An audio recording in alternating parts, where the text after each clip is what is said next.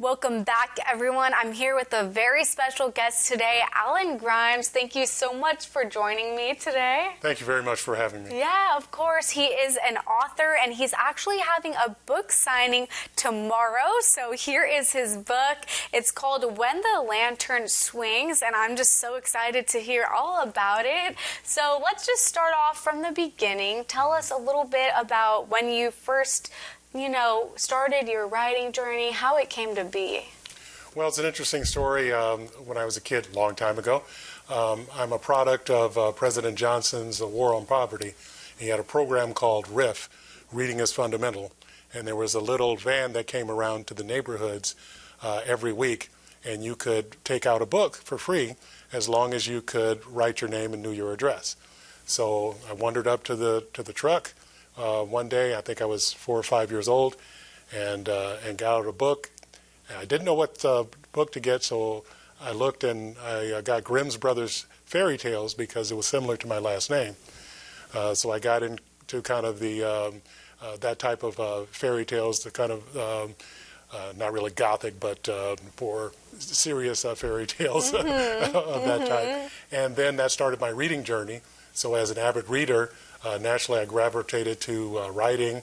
As a teenager, I would tell stories to my friends and use them as characters in different stories. And it was in college that I started writing in earnest, writing short stories and getting them published. And so that brought us up to what eventually came this novel, When the Lantern Swings. Oh, wow. That's very impressive. Well, I'm very excited to have you here in studio and learn more about you. So tell us a little bit about your background. I know you had told me previously you were a cop formerly and FBI. So tell us kind of a little bit about that and how it led you into writing this book right here. Well, right out of college, I became a police officer. I was a police officer in Akron for 6 years, and then I became an FBI agent. How this book came about is a long story, 37 years in the making. My wife and I got married, and like most young couples, we didn't have money. So my friend suggested that we go to Lake Hope State Park because it's pretty cheap to stay there for a week. And where was that again? That's in Zaleski, Ohio. Okay, in Ohio. Okay. Yes. And they had this campfire night on Friday nights where they told ghost stories. And one of the stories was the true story of a miner who was killed by a train while cutting through the Moonville Tunnel. And he waved his lantern frantically to try to warn off the train, but it didn't work, and he was killed. And the legend is that you could see his lantern swinging at night in the woods. Oh, okay. And so I said, that's got to be a story. So I wrote it as a short story, starting on my honeymoon there, and eventually got it published in a magazine. But then it just sat there for years, and I kept taking it out, putting it back, doing other projects, taking it out, putting it back. Finally, when I retired from the FBI in 2015, I said, you know what, I've got to turn this into a novel because it kept bothering me. And so that's when I expanded it into a novel. And then when COVID hit, I really had the time to finish that, and I found New Link Publishing, which is a division of Mystic Publishers, and they happily agreed to publish my work. Wow, that's exciting. Very impressive. And how, I know about you, but how long have you lived in Yuma? And tell us a little bit about your Yuma journey. Well, I've lived in Yuma since 2008. I got here through the FBI. My last duty station was as Supervisory Senior Resident Agent of the Yuma Resident Agency.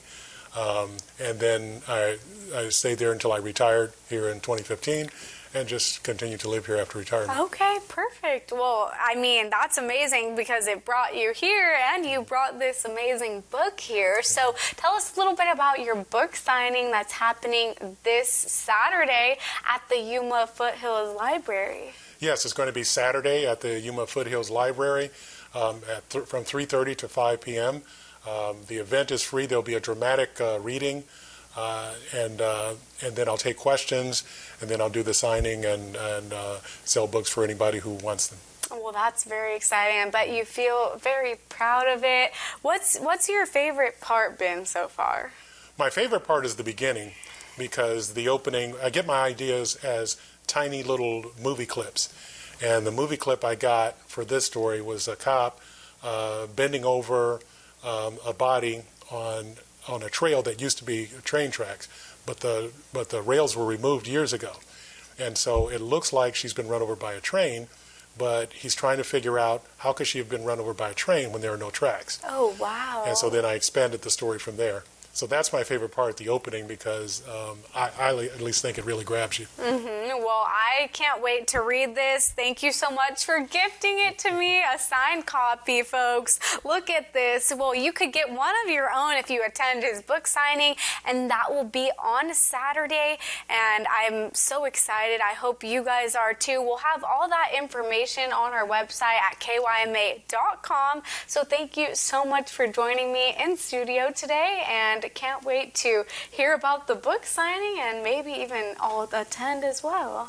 Thank you so much for having me. Yeah, of course. And we'll have all that information once again on our website at kyma.com. Thank you so much.